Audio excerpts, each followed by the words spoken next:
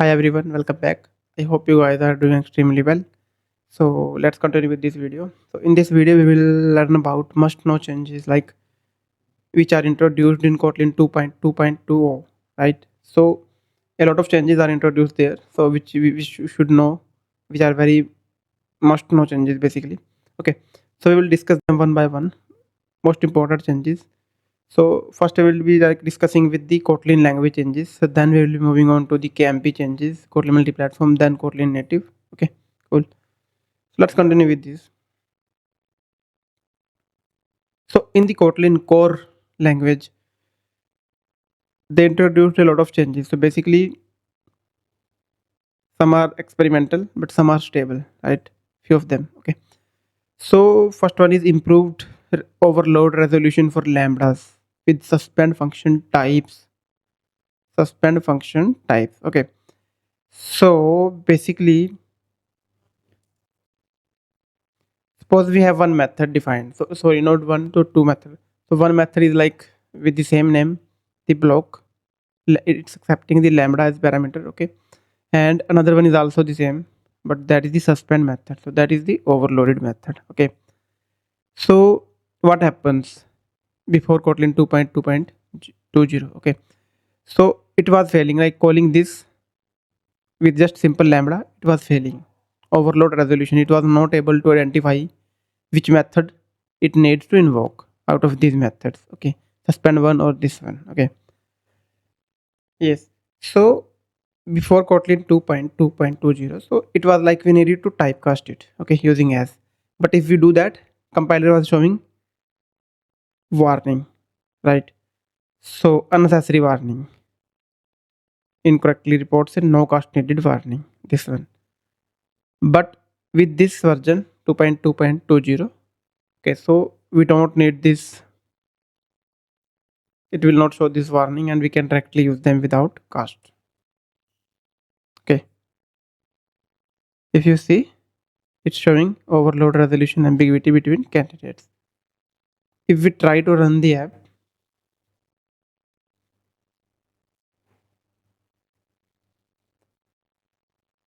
if you see, it compiled.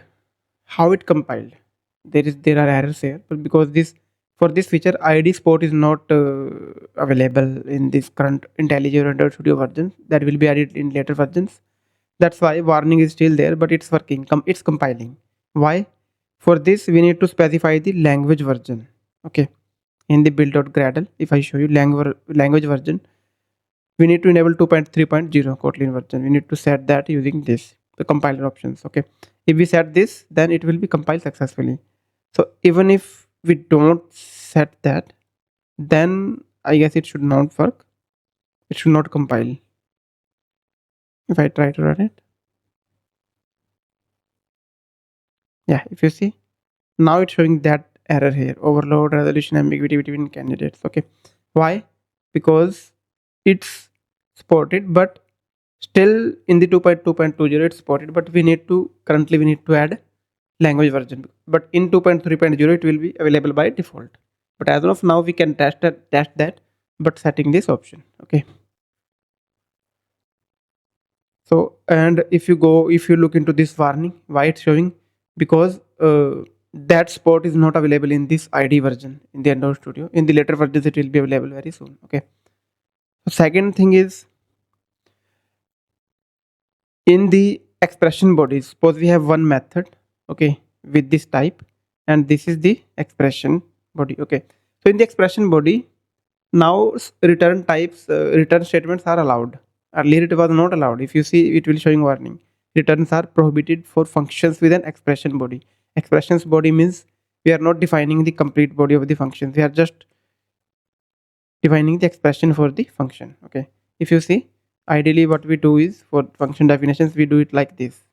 With this it's working fine, because their return is allowed.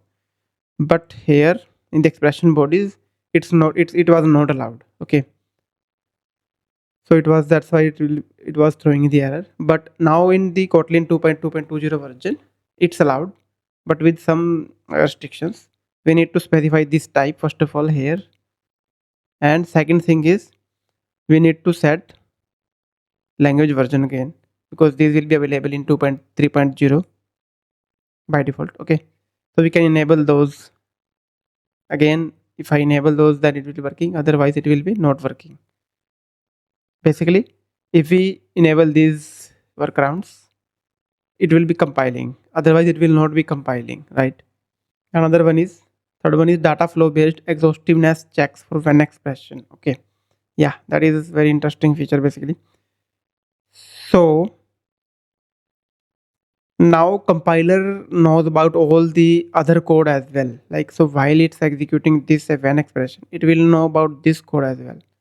Compiler is aware of this code as well, other codes blocks. Okay, so before Kotlin 2.2.20, it was not aware about this condition. Let's say for we are applying the when condition on the role, we have specified two types here, but one type is missing, so that's why it will be saying when expression must be exhaustive at the admin branch or else branch, right? Admin we have not added here, that's why.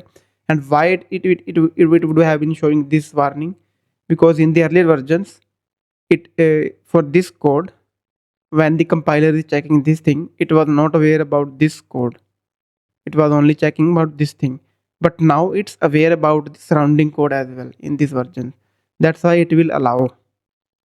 Okay, if some check is already there, then it will allow the when without that check for that type, because that type is already checked, the compiler knows, it don't need to specify that here. Okay, again, for this we need to set these free compiler arguments, this one, x data flow based exhaustiveness. If we don't apply this, it will not compile again, right? And again, if we see the warning will be again like id sport is not yet available in the Android Studio versions 2025.12. It's not available in those versions, it will be available in later versions. Okay, so that is another thing. And now another feature is support for reified types in catch clauses. So earlier, if you see in the catch clause, this is the reified type that is was not allowed in the catch clause. Okay, if you see, reified type is prohibited for catch parameter. Okay, but now it's allowed. Okay, again, we need to specify some free compiler arguments for this one. Okay, again, you can try out commenting out this and trying to run this, it will not work. If you add this, it will work. Okay, then some contract support is extended. So contracts are basically not used that much in normal development, maybe some libraries or the other things they are used mostly. So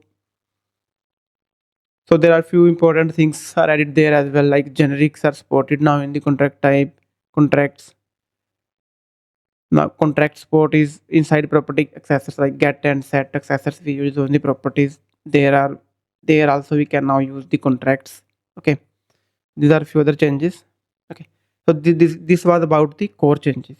Now let's move on to the experimental, KMP changes. So if you see these third, fourth and fifth point, they are experimental still, that's why we need to add these compiler arguments. But these things, they will be available, these two, in 2.3.0. they are not experimental, then they will not be experimental anymore. Okay, so let's move on to the KMP changes. So KMP changes are Swift export. So Swift export is like, so what is Swift export? Basically, before this version of the Kotlin, so this feature was not available. So basically, whenever we are writing the code and building for the Apple, it was being converted to the Objective-C headers to be used in the iOS side. But now with the Swift export, we don't need those Objective-C headers. The Kotlin code will be directly usable in the Swift, directly converted to the Swift, basically you can say. So, and many other things are also improved. The way we are using the Kotlin code, earlier it was like using the KT extension for some files, like let's say file name is ABC, then we are using that in the Swift side, so it was like ABC KT, then we need to use, so many things are there like which were very like weird, right? So but now those will be available very easily, we can use them directly like the Kotlin. Okay, So basically this Swift export is time taking. I will cover this in one separate video, okay, but as of now I can show you, like, for that we need to make few changes. So we first of all, like, the embed command we need to change in the Xcode. Instead of this embed and sign Apple framework for Xcode, we need to use the embed Swift export for Xcode. But also it have some issues as well at the moment I'm making this video. So maybe once those will be resolved, I will be making one separate video, complete video on this Swift export as well, okay.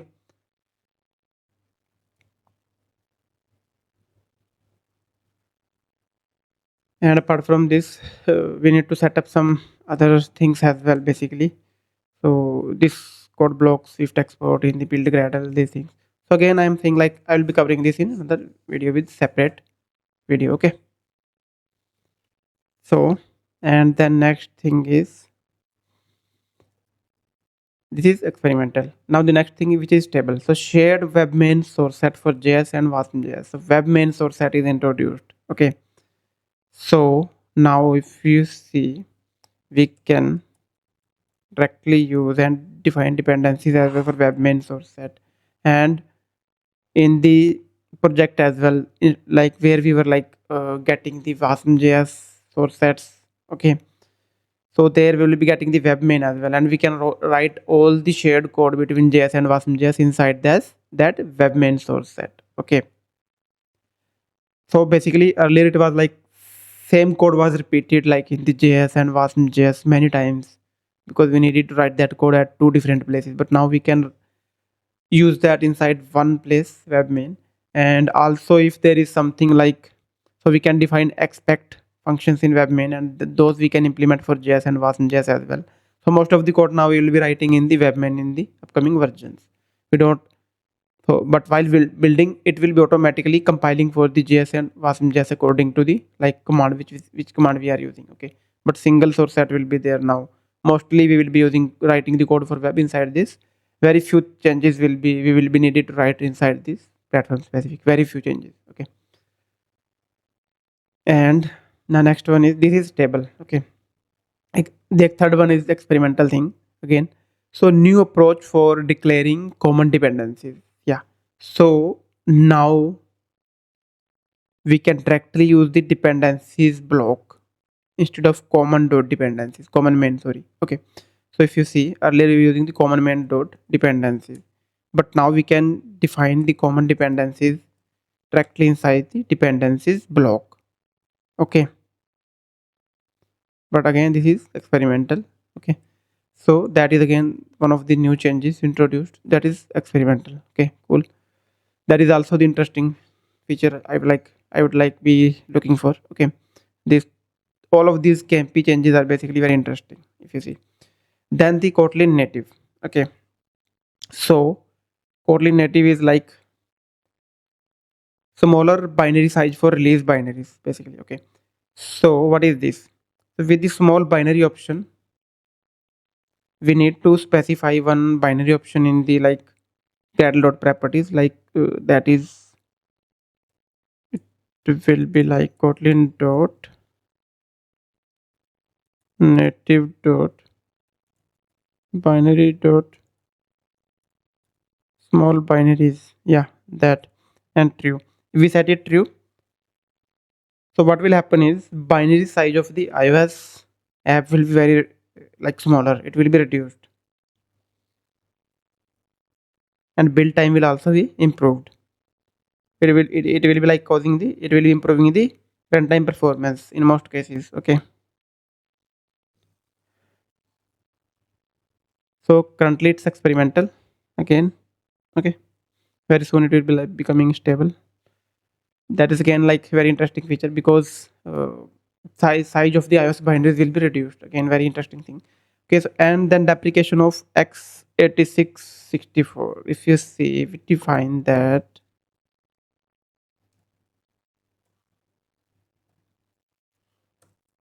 where is that, oh, I commented them, okay. So yeah, if you see, we define those iOS targets here, x64, RAM64, okay. So now x86-64 Apple targets will be deprecated, Okay, so basically Apple stopped producing devices with Intel chips a couple of years ago, and so it announced that Mac OS 26 will be the last OS version to support Intel based architecture, and it's deprecated. In the future, these targets will not be supported. That's why Kotlin 2.2.20 also deprecated them. Okay, x64 targets, iOS x64 and Mac OS 64. Okay, these will be,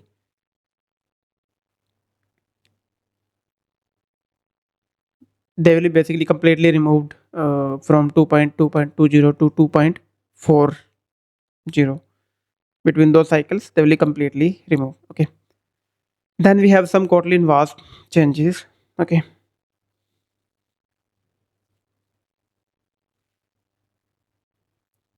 so first one is separate npm dependencies. That's not that much important feature. So basically, previously what was happening in Kotlin VASP project, all npm dependencies were installed together in a project folder, including both Kotlin tooling dependencies are your own. So because basically for tooling as well, so that's the internal change, basically that will not be noticeable. So in the for the internal tooling also, it was installing the npm dependencies in your project folder for your project dependencies plus the tooling dependencies. It was doing that in the same folder, in project folder. Okay,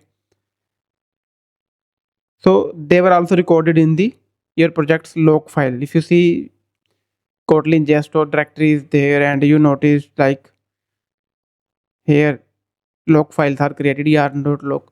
Those files were also like recorded together. Okay, but so whenever Kotlin tooling dependencies were updated internally, you have not updated anything.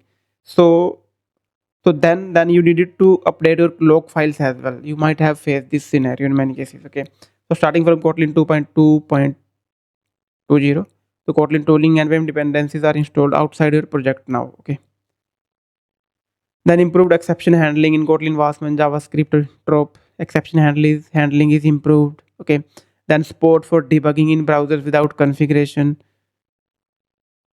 Previously, browsers could not automatically access the Kotlin VASP project sources required for debugging, but now it's available. Okay, these are the cool, interesting features introduced in Kotlin 2.2.20, and let's wait for most of these features to become like stable. Okay, and then let's hope more interesting features will be available there very soon in the upcoming versions of Kotlin 2.3 or 2.4 versions. Okay, so that's all about this video. I hope you have enjoyed this, and if you have enjoyed this video, please like, share and comment, and please don't forget to subscribe my YouTube channel.